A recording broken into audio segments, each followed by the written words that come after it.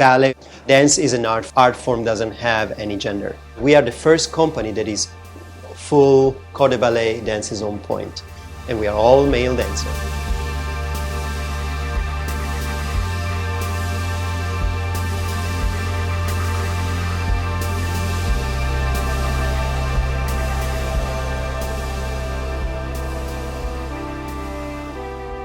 The Ballet Trockadero de Monte Carlo was created in 1974, and it was a consequence of the Stonewall riots, because the beginning of the gay liberation movements in New York City. And as a consequence, a lot of theater was done in drag after that. So a lot of little companies started to create their own drag theater show.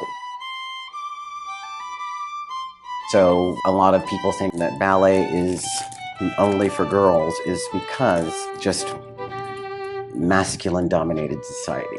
You have to look at the history of ballet, and initially before women were permitted to dance, it was always men in the beginning until the romantic era of ballet. This is where stars like Marita Leone, Annie Chirito became very prominent, famous women dancers. And I just think we all, even the most masculine men, do have something somewhere deep within them that is would be considered feminine, that's soft. And it's fun to be able to have a job where I can bring that out. Ballet is just beautiful, and I think it's for everyone. I think that what people criticized the most about the company was the fact that they thought we were just mocking ballet. We respect the technique, we respect all the ballets that we do. When the company was created, was in our program, is the Dying Swan.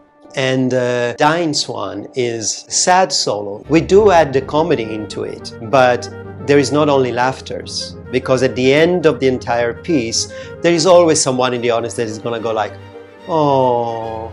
There is drama. People thought that we were laughing at ballet. I think we don't laugh at ballet, we laugh with ballet. We bring laughters, and the entire world wants to laugh, especially in difficult times. Male dancers need to understand the quality of a female ballerina. So ballerinas start when they are very young, so they learn how to be on point simultaneously. Male dancers don't do that traditionally. Usually we just learn to dance on flat shoes, and only when we join the company, the Ballet Trockadero, then we learn how to dance on point. So we have to go a different route to get to the same point. We don't want to dance like women.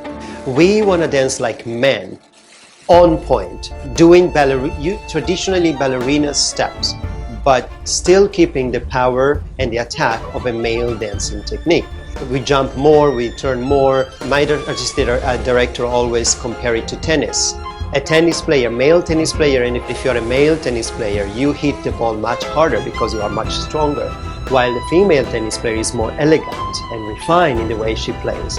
The same goes for ballet. That brings a lot of energy to the performance. We do a lot more with our physicality.